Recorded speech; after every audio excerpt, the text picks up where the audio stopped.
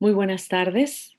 A nombre del Gobierno de Baja California y de la Secretaría de Cultura, les doy la bienvenida en el marco de la celebración del Día Internacional del Teatro, hoy 27 de marzo, a la mesa, al conversatorio, las artes escénicas frente a la nueva normalidad.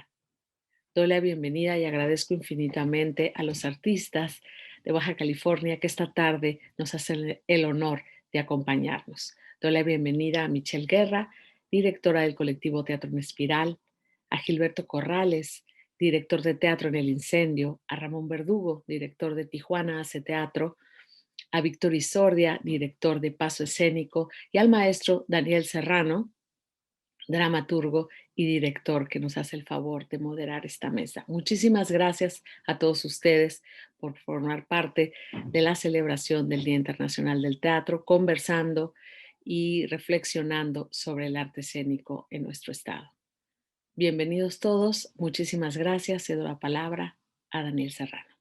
Hola, ¿cómo están?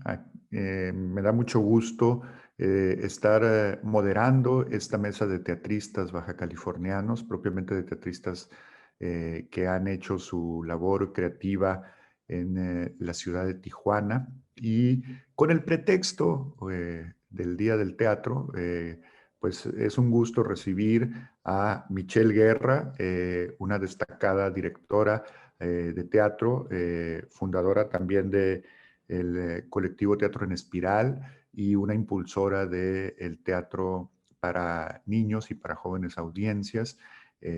Tan es así que, bueno, es creadora del Festival de Teatro para Niños en Baja California. Bienvenida, Michelle Guerra, que, bueno, ella es ensenadense, pero sus tentáculos teatrales han llegado a todo el país. Bienvenida, Michelle.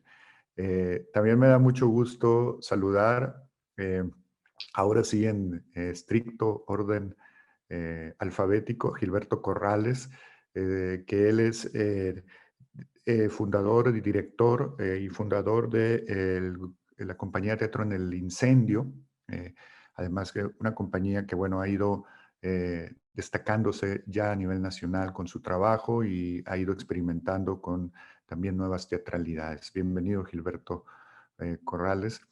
Eh, Voy con Víctor Isordia, que también es fundador y director del grupo o la compañía de teatro Paso Escénico, docente de la Facultad de Artes de la Universidad Autónoma de Baja California, al igual que Michelle Guerra, y también alguien que piensa el teatro todo el tiempo hacia lo que viene, hacia lo que hay que buscar en esos caminos para hacer nuevas propuestas. Bienvenido, Víctor.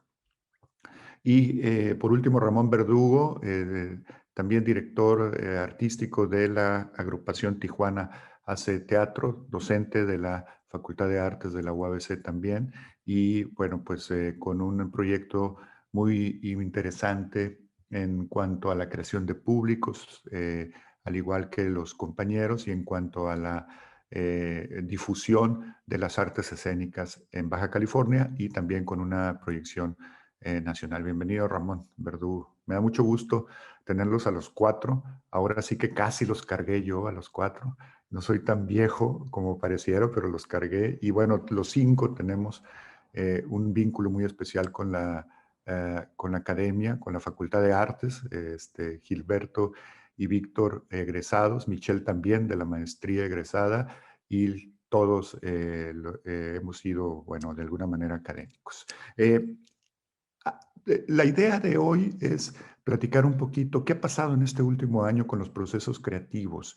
Sin duda, las artes escénicas ha sido uno de los más golpeados gremios, ¿no? De las disciplinas más golpeadas, puesto que dependemos de la presencia del público, puesto que dependemos de los ensayos. Yo creo, bueno, a mí en lo personal lo que más me gusta del teatro es ensayar, ya ni siquiera ir al teatro, sino ensayar, y entonces ha sido muy complicado este formato. Pero yo empezaría contigo, Michelle, que nos platiques cómo ha sido tu proceso en este año que esperemos ya acabe en este año de pandemia. Adelante. Bueno, pues primero que nada, buenas tardes a todos. Qué padre estar aquí, bendita entre los hombres. Y también, pues tener la oportunidad de platicar de estos procesos que a todos nos ha golpeado de maneras distintas y creo que ha sido sobre todo un aprendizaje constante. O sea, creo que es una prueba y error. A nosotros así nos fue. Comenzamos por parar todo pensando que, bueno, que era cuestión solamente de esperar unas semanas, un par de meses, no pasaba nada. Y suspendemos, sí, por completo todos, salvo las planeaciones del 15 aniversario de la compañía, que era algo que iba a suceder, pero no sabíamos si iba a ser en línea. Entonces, eh, un poco cuando nos dimos cuenta que esto iba a ser como por lo pronto pues una forma de trabajar, buscar las maneras, y fue complicado porque nuestro público no es el menos deseable que esté enfrente de una computadora y que obviamente no captura su atención y que bueno, o sea, no era como algo que quisiéramos ofrecer. Lo intentamos con una función en el aniversario de Punto y Línea que grabamos en el teatro, pero sí nunca, o sea, creo que no quedamos satisfechos en la cuestión de este público. El primer bloque de edad, digamos, de los 0 al año y medio, seguíamos sin poderlo atender. Y vaya, hicimos varias versiones de las obras en línea. En mi caso, yo tenía que montar 3 obras por mi proyecto del Sistema Nacional y las tuve que hacer, pero decidí no estrenarlas porque nos dimos cuenta que era absurdo buscar la manera de presentarlas, por cumplir, vaya, porque no teníamos como la manera de estar cerca de nuestro público. Entonces hicimos las obras que ya teníamos en versión video. Buscamos, por ejemplo, después con agua, otro escenario para brindar otra experiencia, combinar de alguna manera las posibilidades que teníamos en el video que no teníamos en el foro, y lo hicimos afortunadamente porque mi compañero estaba en Tepoztlán, entonces teníamos como ya el escenario ahí puesto y conseguimos las condiciones para grabarlo en un ambiente natural que creo que funciona mucho mejor porque teníamos como esta posibilidad de ofrecer una imagen totalmente natural y ver al actor jugando con la naturaleza, que es uno de los elementos que a los niños más les es atractivo. Entonces creo que ahí funcionaba mejor, pero bueno, hacemos teatro, o sea, era como que sí está padre, pero ¿cómo recuperamos esta otra parte? Y lo que hicimos fue hacer una serie de talleres para profesionales, sobre todo para primeros años, con Vincular y con Small Size hicimos también varias actividades sobre hablar mucho sobre esto, desahogar mucho de la ansiedad que teníamos por estar con el público y cómo podíamos ser útiles para las familias. Ya no era como hacer teatro, sino cómo hacemos para estar cerca, para ofrecerles algo. Hicimos un taller sobre arrullos, que creo que fue lo que más nos encontramos que nos funcionó, porque no era una función, sino era un taller sobre cómo estar cerca, cómo cantar, como sea que cantes, pero estar como cerca y hacer de esos momentos en casa y encerrados momentos más llevaderos y aprovechar la oportunidad de estar juntos de otra manera, que no era haciendo teatro, vaya, pero que sentíamos que ahí podíamos aportar nosotros a las familias. Como Bien, que eso fue resumidamente nuestro año. sí, muy bien. Víctor Isordi. Hola, primero que nada, saludo. Espero mando un abrazo a cada uno de ustedes, también a los que nos estén viendo.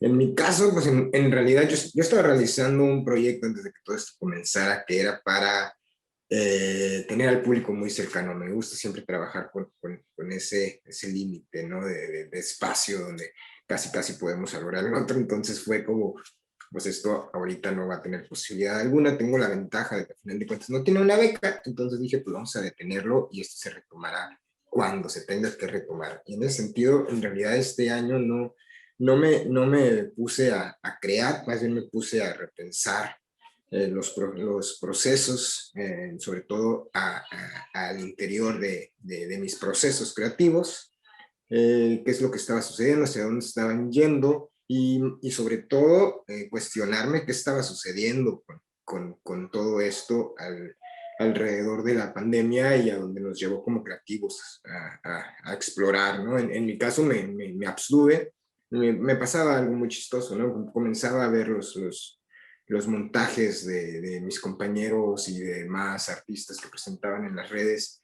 y no podía contener mi atención más de 15 minutos. Ya estaba abriendo otras ventanas, ya estaba, no sé, poniendo mejor música de fondo, o simplemente dejarlo correr con la idea de no vayan a ver que me salí y ya me quedo.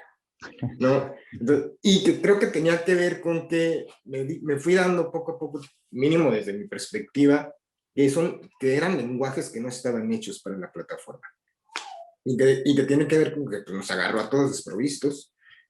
Y me parece que apenas en este instante me están empezando a caer 20 de cómo poder realizarlo. Y ahorita, precisamente en la licenciatura, me permití proponerles un experimento a los chicos, que no quiero decir que sea innovador, pero sí simplemente pensar el montaje contemporáneo que estamos realizando a partir de las redes y no del teatro. En pocas palabras, lo que vamos a hacer es utilizar las herramientas que nos da el teatro, pero para aportarle a las redes y no al revés, no aprovechar las redes para hacer teatro.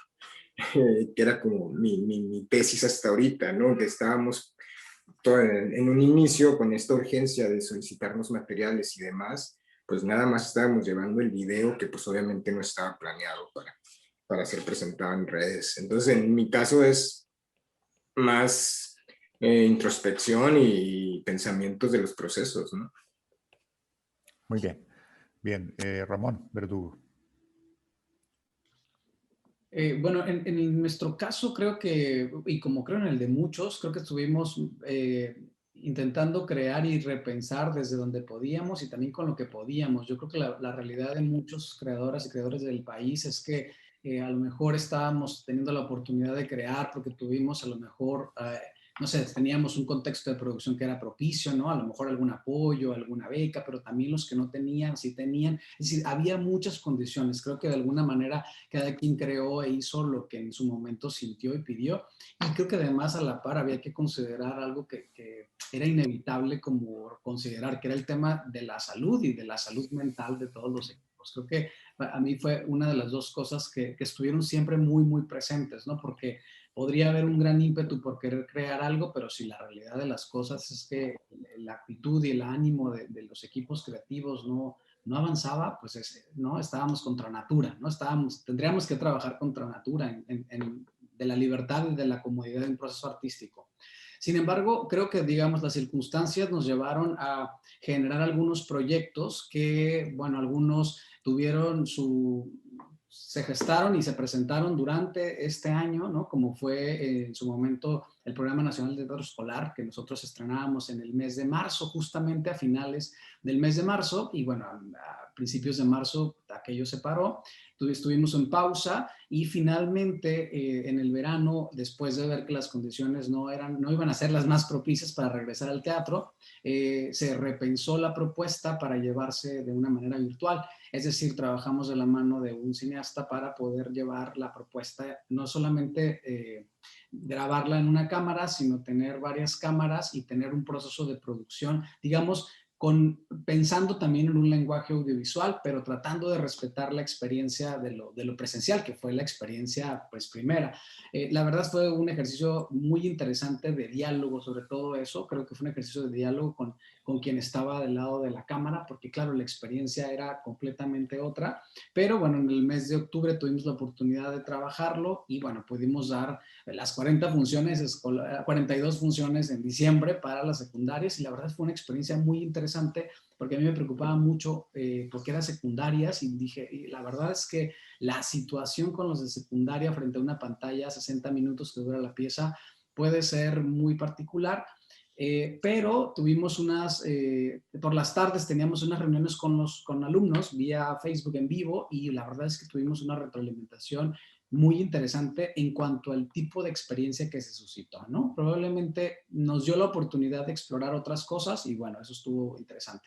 Por otra parte, estuvimos trabajando en un proyecto que se llama A veces los perros sonríen, que es un texto que escribió Bárbara Perrín Ribemar justo durante el proceso de la pandemia, ¿no? Nos reuníamos a ensayar, a trabajar, ella presentaba textos y lo íbamos revisando todo vía Zoom y bueno, después que hubo oportunidad, antes de que regresáramos a semáforo rojo otra vez, ¿no? Nos empezamos a querer retomar otra vez los ensayos presenciales, tuvimos que pausar y bueno, ahorita estamos próximos, ojalá ya a estrenar ese proyecto, que bueno, sí se gestó completamente en la pandemia, pero no tiene nada que ver con el lenguaje audiovisual. Está pensado justo para la escena, ¿no? Para lo presencial.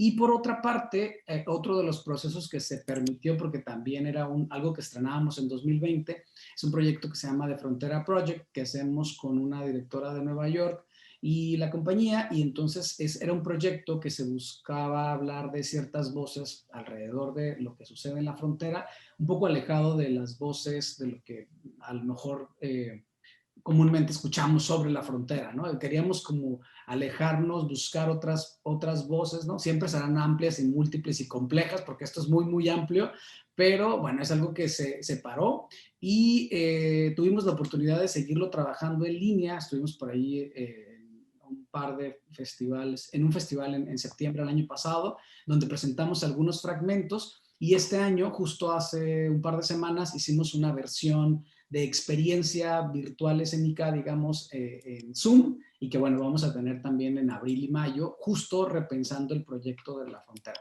Entonces, eso en términos digamos, de nuevos caminos, y se aunaron a otros, por ejemplo, con nuestro taller, que para mí fue un proceso muy complicado, digamos, al principio repensar cómo vamos a hacer. Tenemos un taller en colaboración con el Centro Cultural Tijuana, y bueno, en septiembre dijimos o paramos o lanzamos. No sabíamos si las personas que querían hacer teatro iban a querer hacerlo partiendo de la virtualidad. Dijimos, a lo mejor es una locura, a lo mejor nadie va a decir, no, estás loco, yo quiero estar en el salón de ensayos, etcétera. Y con todo lanzamos la invitación, y la verdad es que desde septiembre tenemos un par de grupos. El grupo con el que ya es más un taller como de laboratorio, que se quedan los que están en el taller y que se siguen quedando año tras año revisando y trabajando con nosotros.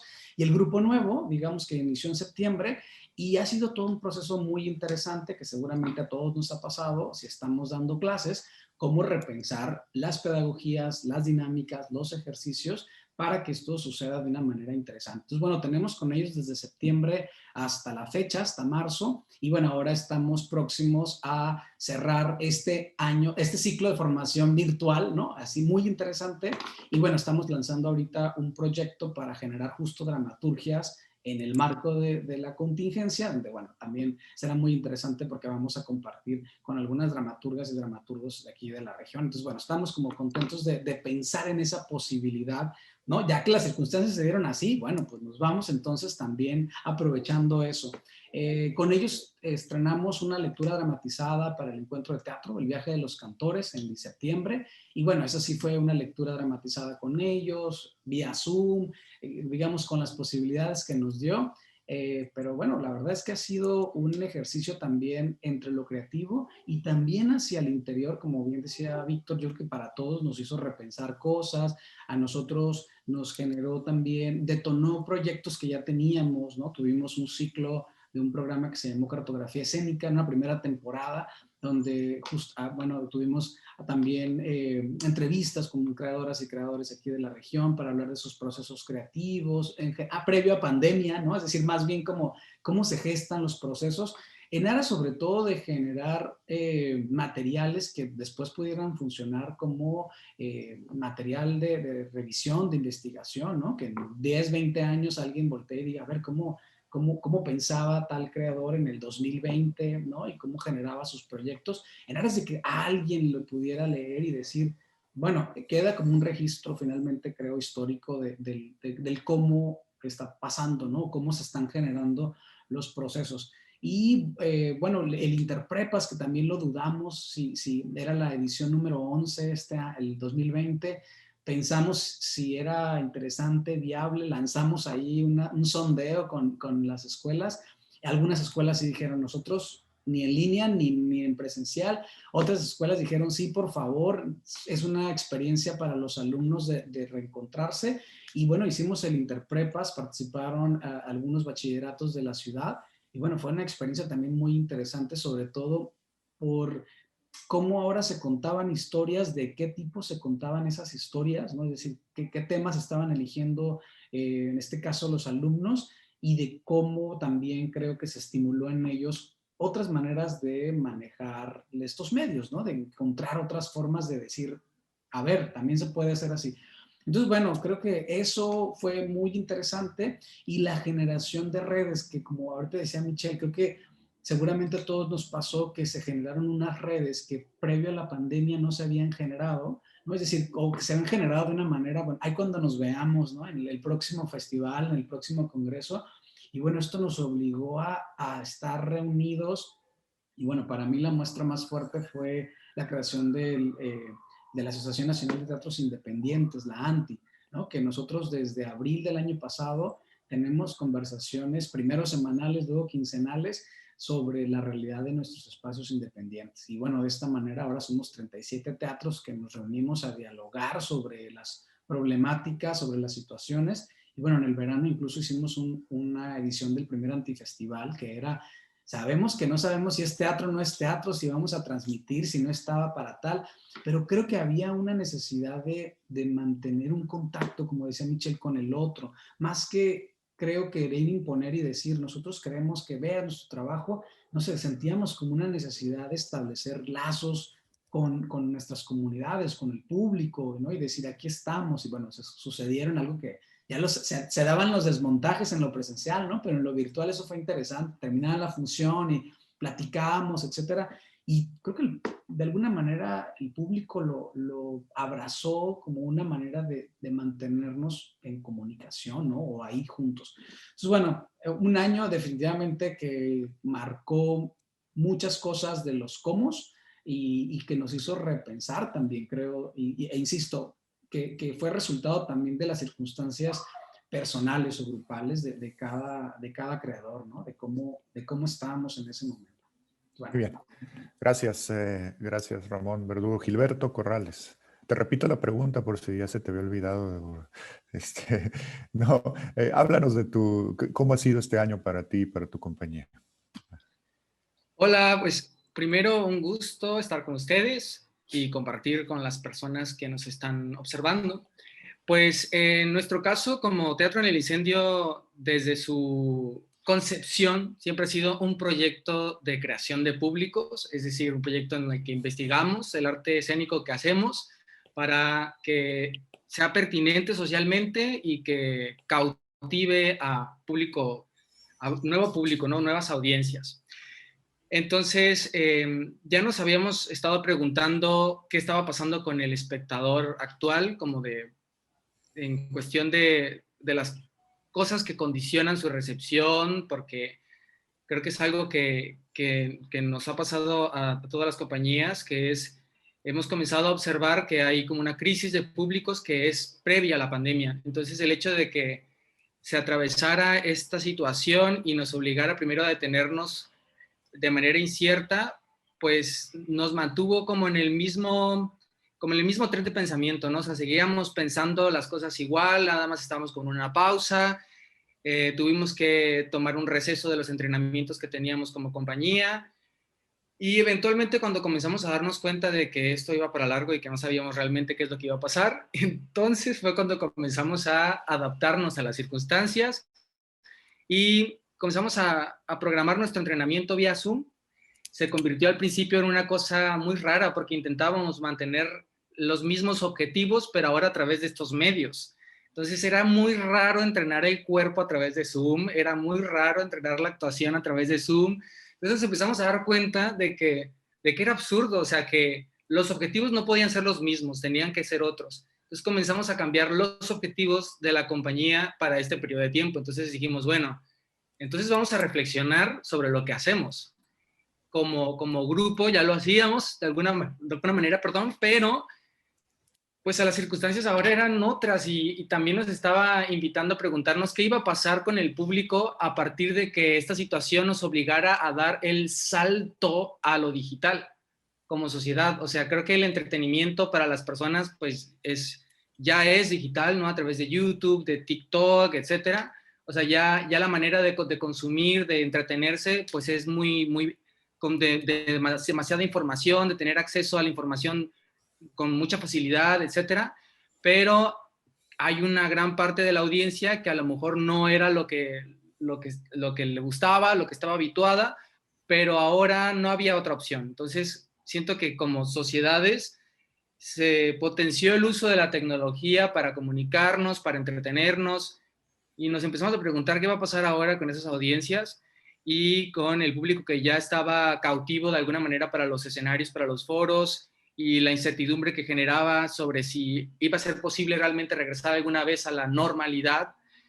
Entonces, creo que de allí se comenzó a originar una serie de conversaciones, que algunas las hicimos públicas. Comenzamos a hacer una transmisión de un programa que llamamos El Teatro ha Muerto, en referencia a Dios ha muerto, en la reflexión esta del filósofo. Y lo que nos planteamos es, bueno, quizá lo que significaba la palabra teatro es lo que ya no nos funciona. Y para no entrar en discusión de si es teatro o no, pues entonces comenzamos a preguntarnos qué otras cosas podía significar teatro.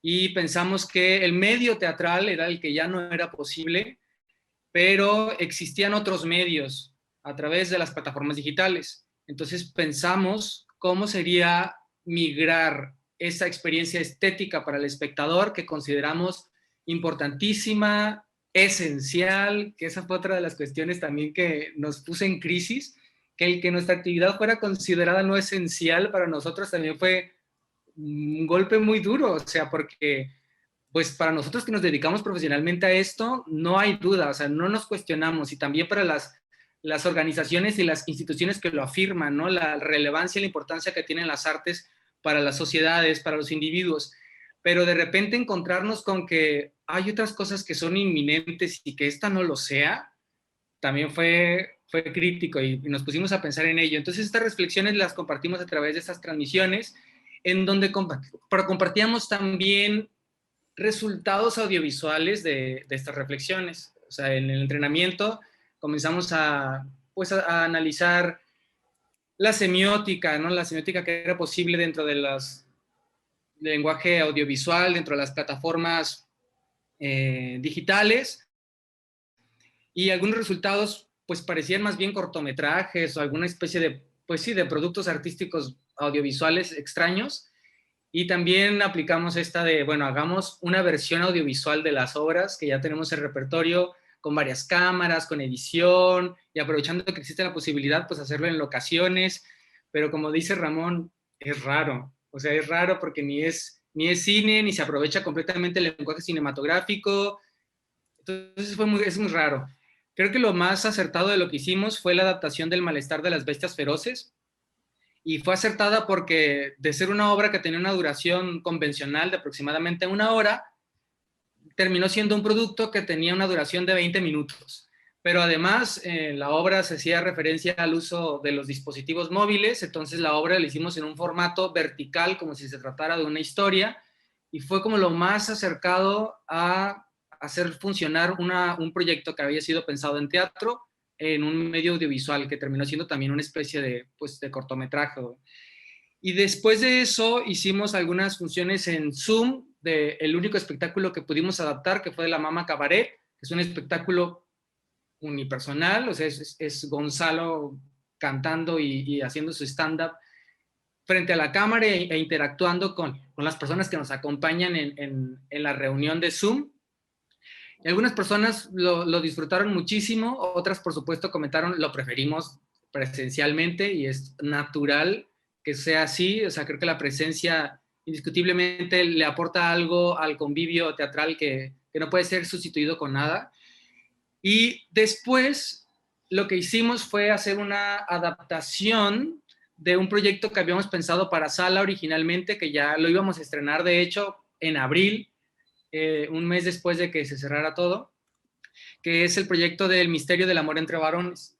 Entonces nos tardamos muchísimo en sacarlo porque de verdad fue un proceso de estar resolviendo cómo este proyecto podía sentirse diseñado para las plataformas digitales. Entonces nos preguntamos si por Zoom, si por Facebook, si por Instagram, si por un grupo de Facebook, si por... O sea, pensamos todas las opciones, y al final concluimos que las mejores eran las que utilizamos, que fue un grupo de WhatsApp al que se le invita al público, en el que se le envían enlaces para espiar los perfiles de Instagram de los personajes de la obra, y la obra se cuenta a través de, pues de audios, de videos, de videodanzas, a través de las historias y del feed de los perfiles de Instagram, con sus fotografías y sus descripciones. O sea, fue una experiencia que fuimos segmentando para los diferentes formatos que pueden existir en las plataformas digitales.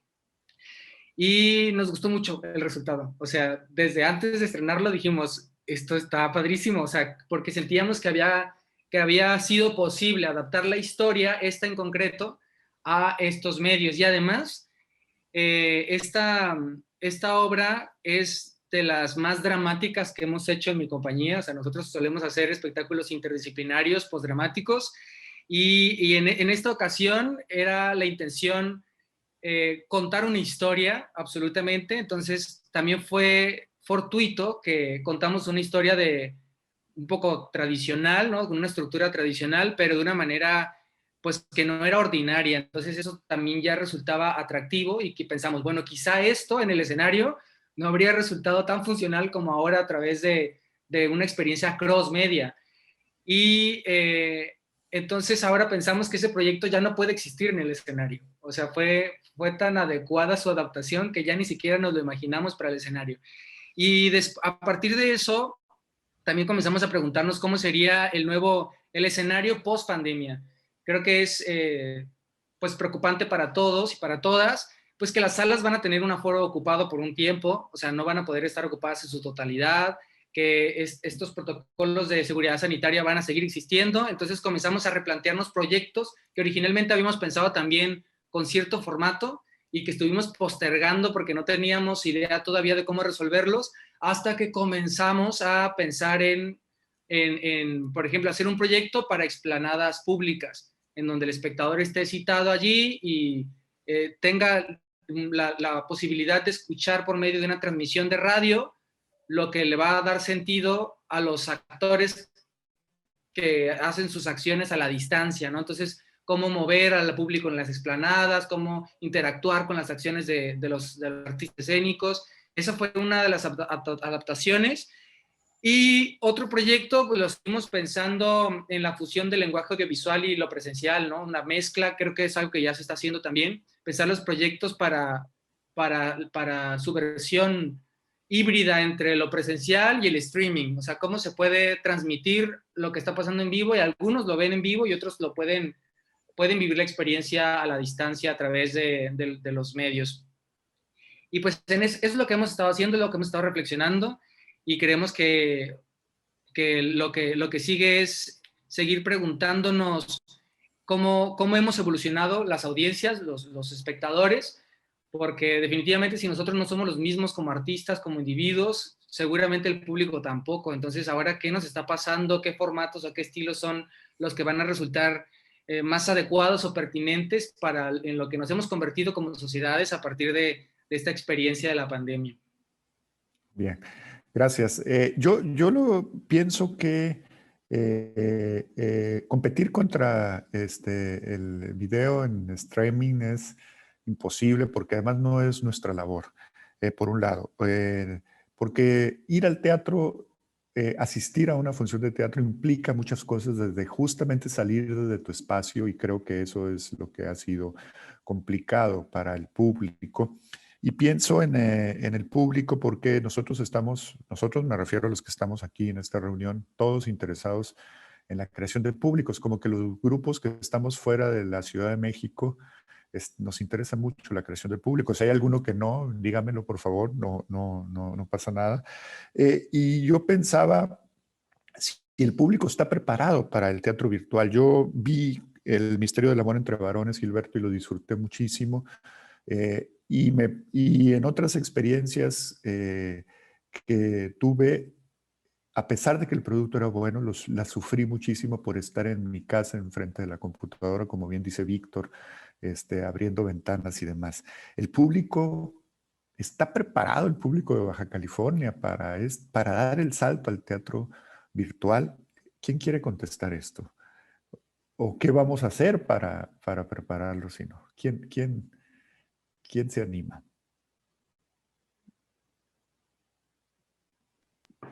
A Víctor. A ver, pues yo creo que el público está completamente preparado para la virtualidad muchísimo antes que nosotros. O sea, hablar de las redes sociales y del manejo de todas estas cosas nos proporciona todo lo que es el Internet, y al estar frente a una pantalla, el público lo sabe perfectamente, y conforme las edades van bajando, pues muchísimo más. Me parece que el teatro, aquí más bien, nosotros siempre somos esa parte de las artes que acaban absorbiendo todo lo demás al final, porque pues, somos el arte que se enriquece de todas las otras. Y en ese sentido, más bien apenas estamos aprendiendo a utilizar esas herramientas. Como bien dices, digo, yo no he tenido la oportunidad de ver el espectáculo de Teatro en el Incendio, ahí se me cruzaron las fechas, pero me parece que a final de cuentas ahí va, ¿no? Ellos encuentran cómo relacionarse con, con las plataformas, o mínimo empiezan a explorar sobre estas posibilidades. Entonces, y el espectador ya las tiene absorbidas. Somos nosotros los que todavía no tenemos estos. Y creo que a final de cuentas, después de esto, sea en el teatro o sea en la virtualidad, las herramientas virtuales ya se van a quedar como un agregado más a las artes, como lo han hecho, lo han sido todas las demás herramientas que a lo largo de la historia se van agregando. O sea, la tecnología siempre llega al final al teatro, pero llega y se queda. Sí. Esto que dices es interesante porque además los trabajos que yo he disfrutado más en la virtualidad han sido los trabajos que son en vivo, como es El misterio del amor entre varones, o como un espectáculo que tiene Boris Schoeman que se llama Hasta luego, que es con 3 cámaras, pero es en vivo. Y entonces hay esa parte del nerviosismo, de la de lo que nos da el teatro que no nos da el cine. Y yo soy mejor espectador de cine que de teatro, quiero decirlo, ¿eh? Porque ya soy un horror como espectador de teatro. Nada me parece, nada no me gusta, y para allá van ustedes, muchachos.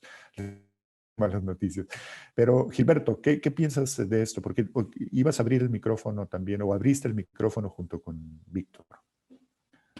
Sí, yo pienso similar a Víctor, o sea, pienso que es una herramienta, es una posibilidad para resignificarse a través del arte, y que el espectador en realidad ya está muy habituado a estas plataformas. Por supuesto que hay como un público que está más habituado que otro, ¿no? Evidentemente, mientras más estén relacionados o relacionadas con las plataformas digitales, con Instagram, con Facebook, con consumir entretenimiento a través de estas redes, pues también será mucho más cómodo para los espectadores tener propuestas estéticas para estos medios. De hecho, a mí me ha parecido súper interesante que hay personas, por supuesto las generaciones más jóvenes, que ya ni siquiera les entretiene tanto ver una película porque les parece demasiado largo. O sea, es de entretenimiento, hay que ver algo, pues pon YouTube, o sea, pon, no sé, o vamos a ver TikTok juntos. Entonces, a mí me parece impresionante, por supuesto, porque como tú dices, ya estamos llegando a esa edad en la que nada nos parece, pero, pero es muy interesante ver cómo las nuevas audiencias están mucho mejor relacionadas con estos formatos. Entonces, lo interesante es pensar que existe un público objetivo para cada propuesta artística, y ese público va a estar en algún lugar. O sea, ese público está en las redes sociales, está en las plataformas digitales, y si es esos son los formatos que pueden funcionar. O sea, yo sí he pensado, bueno, a lo mejor el misterio del amor entre varones, de entrada es para gente que usa habitualmente Instagram, y quienes no, entonces no es el espectáculo para ese público objetivo, tendrá que haber otro. A lo mejor hay público que le gusta salir y pasearse, ir a la galería y hacer cosas de manera presencial, pues entonces a lo mejor para ese público es otro espectáculo, e identificar cuáles son sus características nos va a ayudar también a nosotros a ser más eficaces, pertinentes en el diseño de la experiencia.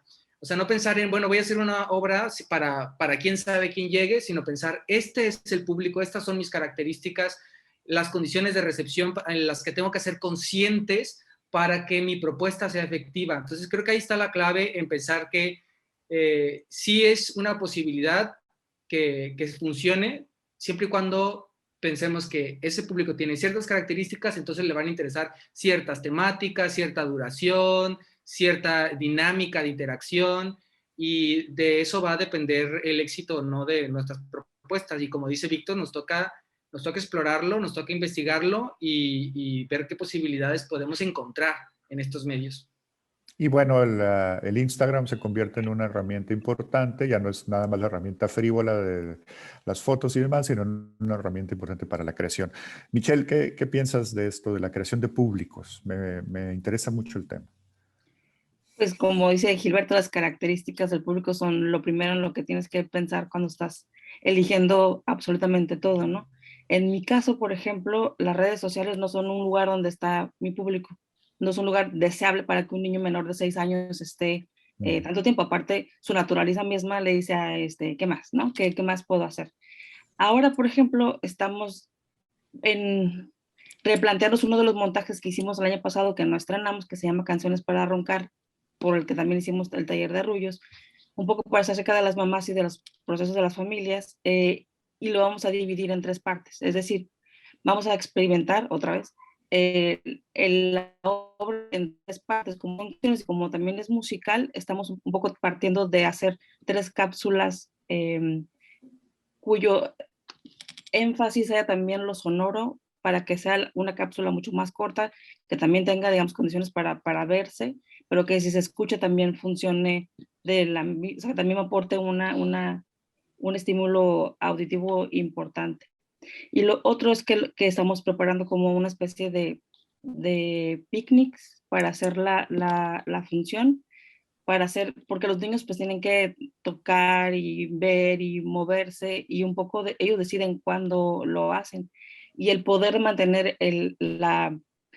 la atención del público de esta edad es estar en constante movimiento desde la misma puesta en escena para que no se levanten ni agarren las cosas cuando todavía no es el momento, pues, y a través de un video es muy difícil. Lo hemos hablado mucho con quien dirigen la cámara, por ejemplo, en Guadalajara, que fue de la cámara, la mirada de la actriz para un poco como cambiando para poder mantenerlos ahí y darles algo todo el tiempo, ¿no? Entonces estamos como tratando de buscar estos nuevos espacios donde sí podamos convocarlos. Es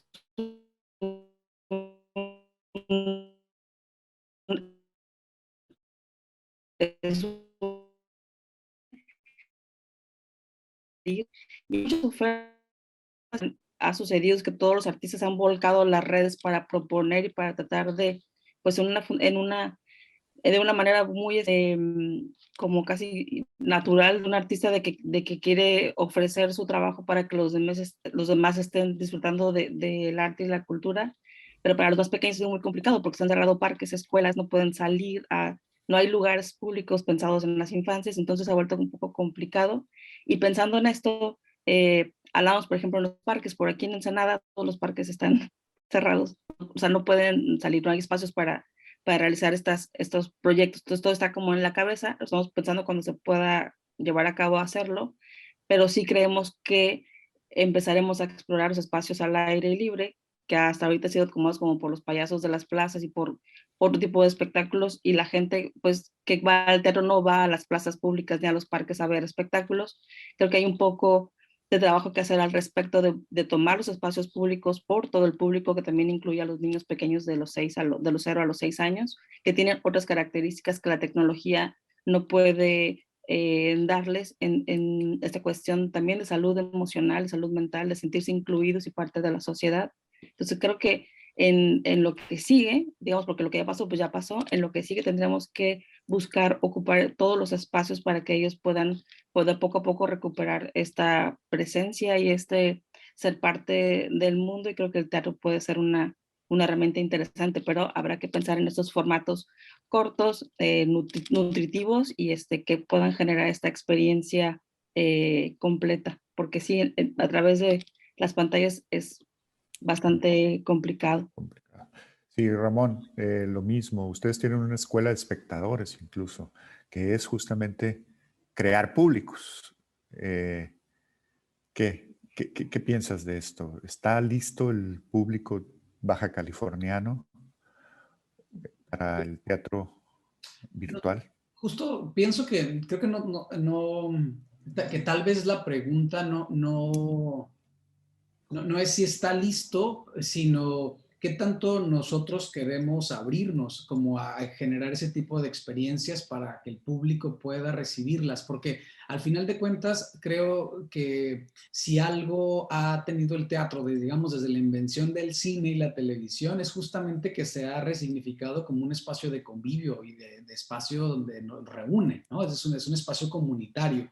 Entonces, creo que el hecho de que estemos haciendo experiencias diseñadas para lo virtual o híbridas, creo que nos abre las posibilidades, ¿no? Yo también creo que ya la herramienta ya estaba ahí y quedó para fortalecer mucho más las experiencias que podemos generar, es decir, nos amplió la diversidad, pero creo que dependerá de cada grupo, de cada creador, decidir si quiere hacer uso, si quiere quedarse en el híbrido o si dice, no es lo mío. O sea, yo voy a seguir apelando por las experiencias presenciales porque finalmente esas son las que a mí me interesan como creador, ¿no? Es decir, y en ese sentido creo que habrá siempre un público para que va a seguir asistiendo a las salas de teatro.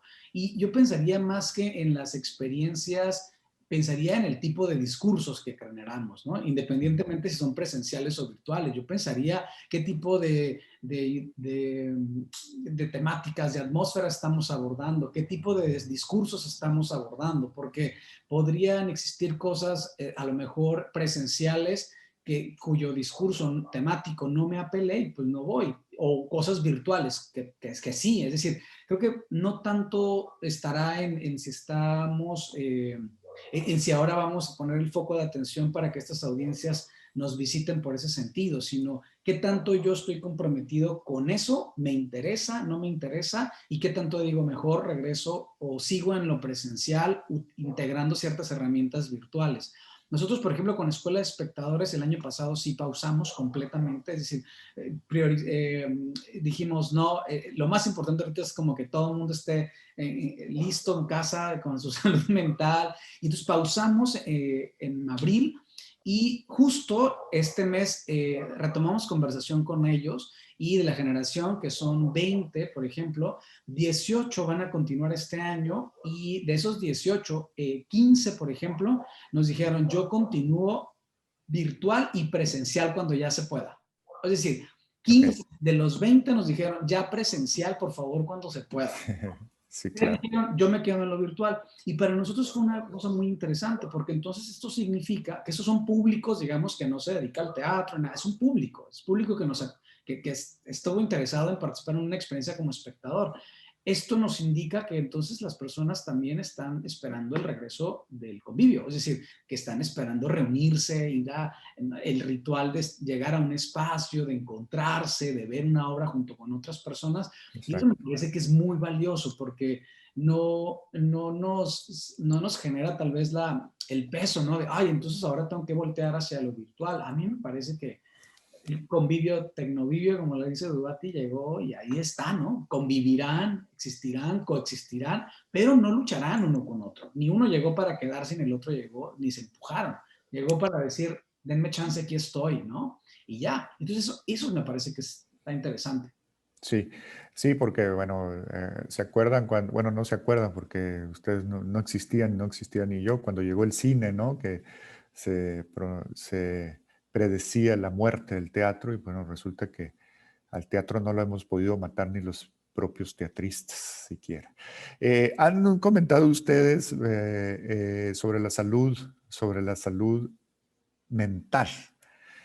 Hace poco leí un artículo que explicaba por qué era tan cansadas las reuniones en Zoom, por qué nos cansábamos más, y tenía una lógica muy, muy interesante. Uno de los puntos decía que es porque todo el tiempo nos estamos viendo a los ojos y porque además estamos pendientes de nuestra propia imagen. ¿no? Entonces ahorita yo los tengo a los 4, los estoy viendo a todos a los ojos, no tengo la posibilidad de descansar y de hacer esto para ya no verlos, porque bueno, puede ser tomado como una falta de cortesía, pero además estoy pendiente de si me veo bien, si el cuadre y si estoy, y entonces resulta que se vuelve muy cansado eso, y tiene que ver, bien decía Gilberto hace rato de la alerta porque no se nos considerara esenciales, pero resultó que después sí fuimos esenciales y hubo algunos pronunciamientos en cuanto a la importancia del arte y la cultura en esta pandemia. Pero ¿qué hay de la salud mental también de los creadores?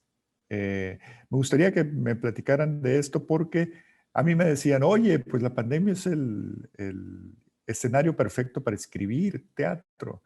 Y yo les decía, ¿y la depresión? ¿Y la depresión que te causa la pandemia? ¿Qué hacemos con ella? ¿No? No es nada más tener tiempo, sino lo que implica.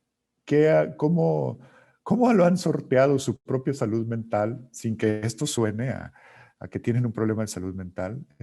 No lo sé. Pero ¿cómo lo han sorteado? ¿Quién quiere empezar? Michelle. Bueno, yo vivo con un psicólogo, así que estamos como, no, que es súper importante porque es una de las primeras cosas que nos sucedieron y que no nos dimos cuenta hasta que yo creo que ya estábamos muy dentro de esas sensaciones que nos causa la pandemia, porque primero creo que en una primera instancia todos queríamos como producir contenidos para estar donde todo el mundo estaba, que era en las redes, porque sentíamos que esa era como la manera, yo sentía como una urgencia de ser útil, o sea, como que lo que haga le sirva a alguien, que hago con mis compañeros, cómo generamos más trabajo, que esa era una de las cosas que a mí me sigue preocupando pues mucho. Digo, de alguna manera, no sé si a ustedes les ha pasado, pero a mí me parece que he tenido más trabajo. O sea, siento que he trabajado como el triple y estoy en mi casa y tengo una hija adolescente que también hay que monitorear, vaya, porque pues las clases en línea tampoco son como su onda, ella es Claro. más de moverse. Y pero creo que uno, plantearnos la posibilidad de que no pasa nada si no somos tan productivos como lo éramos antes, creo que esa ha sido una de las cosas más difíciles como de soltar. Es decir, si no estrenamos, si no hacemos nada este mes, realmente no pasa nada. Como que tanto las escuelas también, creo también tuvieron que soltar muchas de las como aprensiones que hay por la productividad.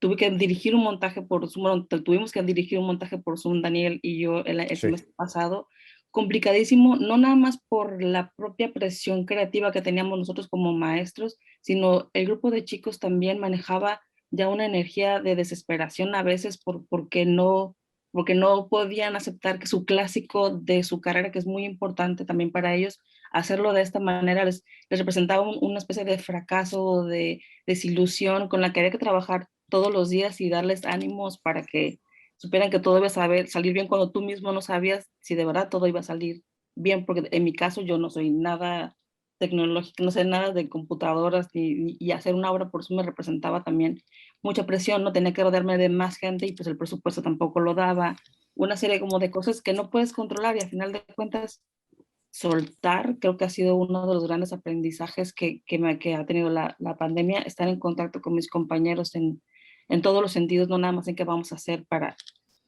seguir adelante, sino cómo podemos estar mejor, ¿no? Cómo podemos seguir, pero estando mejor todos juntos.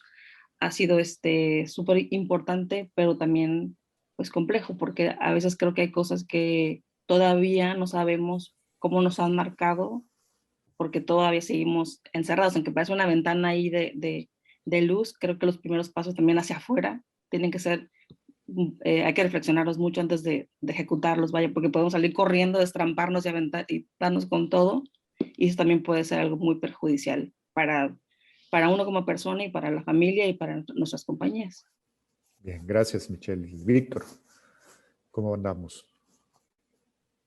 Ya no puedo más. No, no es cierto. No, en realidad, en mi caso, en cuanto a salud mental, digamos que siempre suelo tener muchas actividades aparte del teatro y sin embargo todas me llevan a esto, ¿no? Entonces, me han funcionado para no estarme complicando la vida durante todo este tiempo en cuanto a esta presión de la que habla Michelle, y que lo decía hace rato un poquito en juego, pero que también a mí me ha ayudado bastante, el no tener la presión de tener que cubrir una beca, ¿no? O sea, tiempos, o sea, en realidad pues no tengo a quién decirle, entregarle resultados ahorita, ¿no? Y que lo veo en compañeros que tienen, y que qué padre, o sea, cuando yo he tenido la beca, pues sé lo que es eso, pero también tienes que estar resolviendo, y en este mundo en el que no sabíamos cómo, pues también generaba estrés, y me lo compartían algunas personas que estaban en este sentido, ¿no? Pero en mi caso no, y en realidad he descubierto más bien otras actividades durante este año que me llevaron a repensar el teatro también desde esas nuevas actividades que descubrí, y cómo poder utilizarlas para esto una vez que regrese. Bien. Gilberto.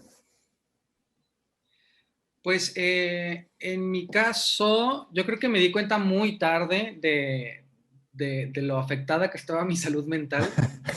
Más o menos fue como por ahí en diciembre que comencé a caer en cuenta de que ya no estaba disfrutando nada. O sea, incluso me preguntaba, a ver, pero ¿qué pasa si, o sea, si en realidad estoy haciendo cosas que me gustan, que me apasionan? Y se estrenó incluso El misterio del amor entre varones en diciembre, y yo pensaba, no siento nada, no siento satisfacción. Y fue hasta enero que fui con un psiquiatra y le dije, me pasa esto, no puedo dormir, me levanto súper temprano, no, tengo pérdida de memoria, no puedo encontrar la palabra que quiero escoger para decir lo que quiero decir, ¿no? Como cosas muy básicas, y ya era alarmante. Y ya no era una cuestión de terapia, porque también fui a terapia, como Michelle, porque pues obviamente uno se siente así, como inútil, o te empiezas a, como tienes tiempo para pensar, también eso, ¿no? Como se detiene la productividad, y tener tiempo para pensar a veces es peligroso, porque empiezas a darle más vueltas de lo necesario al asunto. Entonces fui a terapia, y la terapeuta me dijo, es que tú no necesitas terapia, o sea, lo tuyo es químico. Entonces fui con un psiquiatra y me dijo, estuviste tanto tiempo sometido al estrés, o sea, la hormona cortisol, que tu cerebro dejó de producir neurotransmisores. Entonces necesitas medicamento durante meses para que tu cerebro los vuelva a producir. Entonces, pues ese es mi estado actualmente. O sea, yo estoy tomando medicamento para producir los neurotransmisores que mi cerebro ya no produce a causa del estrés ocasionado por la pandemia. Entonces, sí, Wow. puesto que yo creo que hay, también el psiquiatra me lo dijo, o sea, hay muchas personas que seguramente están afectadas y ni siquiera se han dado cuenta, o lo consideran como, bueno, normal, porque estoy aburrido, estoy estresado, estresada, pero pues es una cuestión que nos afecta más de lo que podemos darnos cuenta, por como tú dices, ¿no, Daniel? O sea, el hecho de no poder tener contacto con la gente, no poder abrazar a la gente, los seres humanos somos sociales, o sea, te necesitamos del contacto con las otras personas, de interactuar con los otros, con los espacios, todos esos estímulos que de alguna manera nos relajan, nos hacen sentir vivos. Este proceso de adaptación a lo virtual, por supuesto que genera un estrés del que no nos damos cuenta. Y ya nos vamos acostumbrando más o menos a que esto es presencia, ¿no? O sea, yo estoy con ustedes. Ya nos vamos habituando. Pero durante todo el año que pasamos intentando adaptarnos, por supuesto que fue insufrible, y tuvo sus estragos, por supuesto. Ramón. Gracias, Gilberto. Ramón. Si algo creo, yo siento que hay dos cosas que la pandemia visibilizó muy fuerte. En primera, la precariedad laboral de los artistas de este país y del mundo, pero por otra, la fragilidad de la salud mental en toda la población. Es decir, de por sí creo que era un tema que había estado en los últimos años como ahí, ¿no? Era una alerta.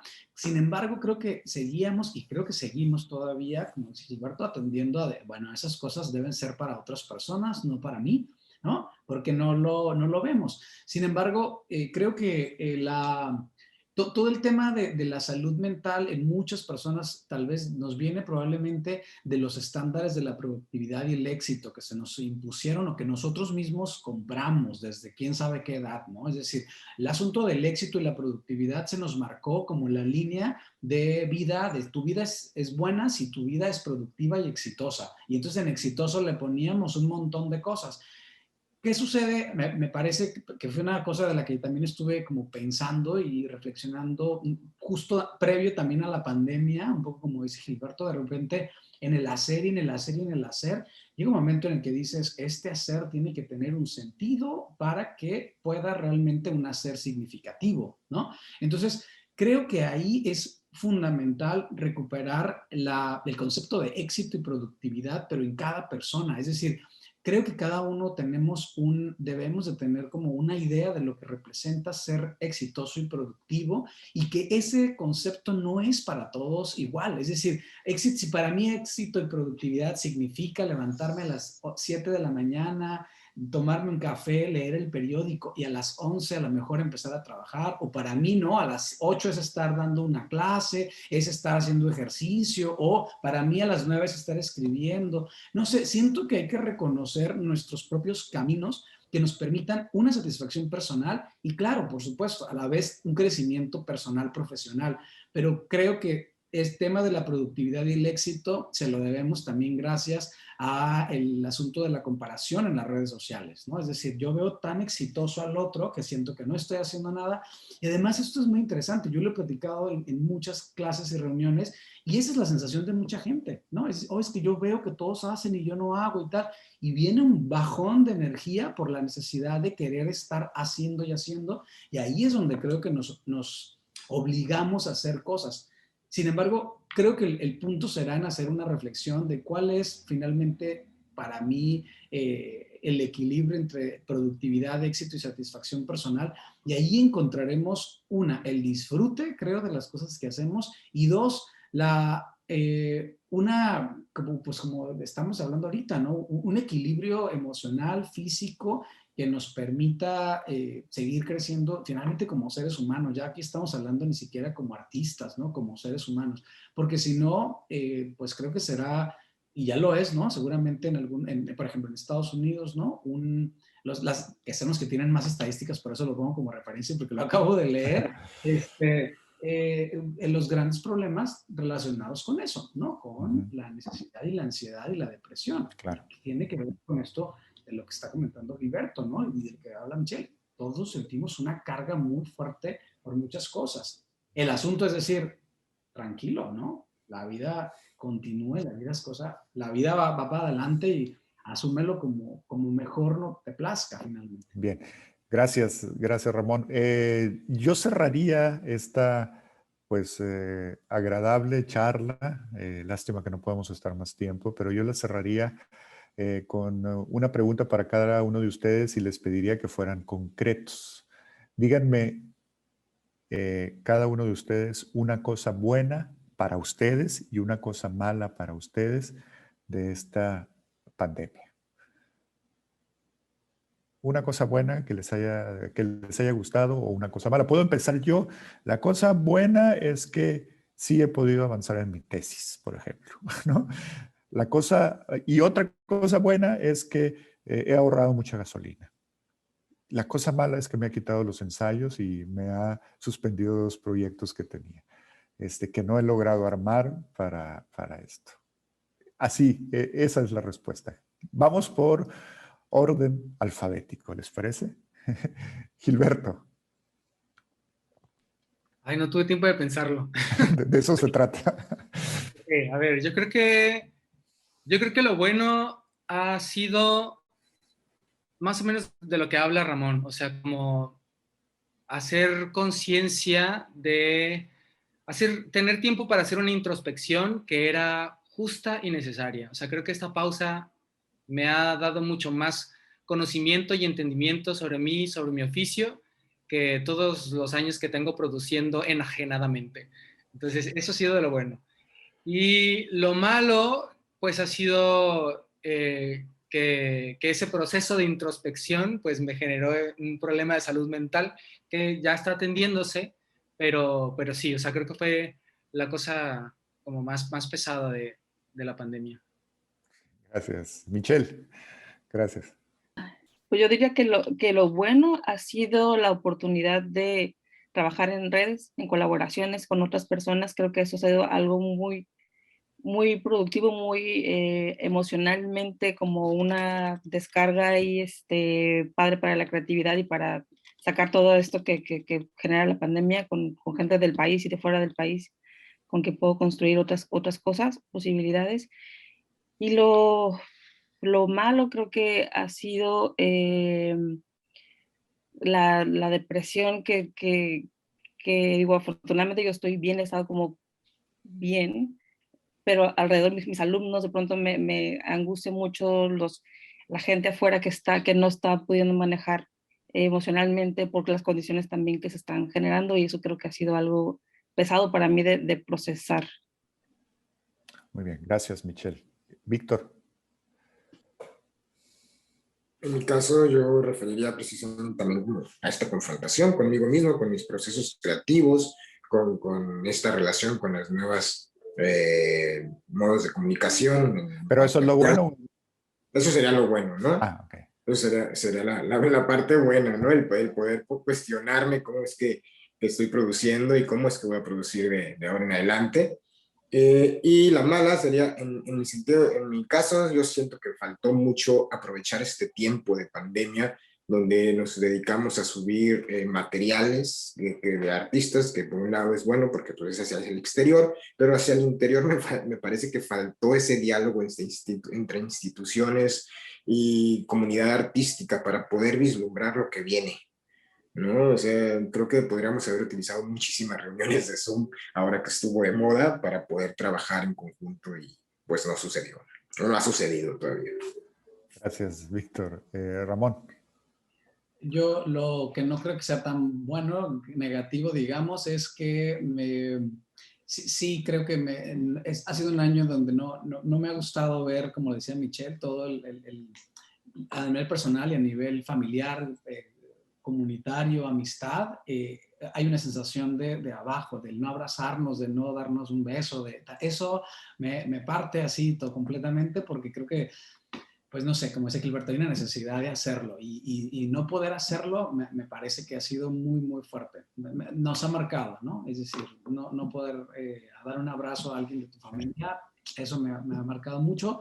Y la otra cosa también que no ha sido tan buena es que, y hace rato lo decía, si la situación visibilizó la precarización, no solamente ahora estamos precarios, sino una cosa abajo, y esto hablo en términos de lo independiente, de lo institucional y de cómo va a suceder esto, porque el horizonte no se ve nada propicio ni agradable. Eso es una cosa como bastante, creo que negativa. Y creo que en el ámbito positivo, coincido con Michelle en el tema de las redes, pero de las redes que se extienden no nada más a nivel como interpersonal con otras personas, sino las redes que se tienden como a niveles creativos, ¿no? Como esto de alguna manera nos orilló a repensar posibilidades, y creo que se generaron, estoy seguro, ahí nuevas como sinapsis, estoy seguro que se generaron nuevas cosas, y eso me parece que es muy, muy positivo. Muy bien, gracias. Pues ya estamos, tenemos que cerrar. Yo les pediría, si tienen alguna idea final muy rápida que comentar con nosotros, si alguno quiere tomar la palabra, nada más les pido brevedad. Ustedes digan, si, ya para despedirnos. Sí, a mí me Sí. gustaría que, digamos, aprovechando que estamos en una plataforma donde nos estamos escuchando muchas personas, seguramente ahorita somos 5 voces de un montón de creadoras y creadores que vamos a buscar reencontrarnos, y cuando me refiero no nada más reencontrarnos con el público, sino reencontrarnos con las instituciones, con las empresas, con otras personas.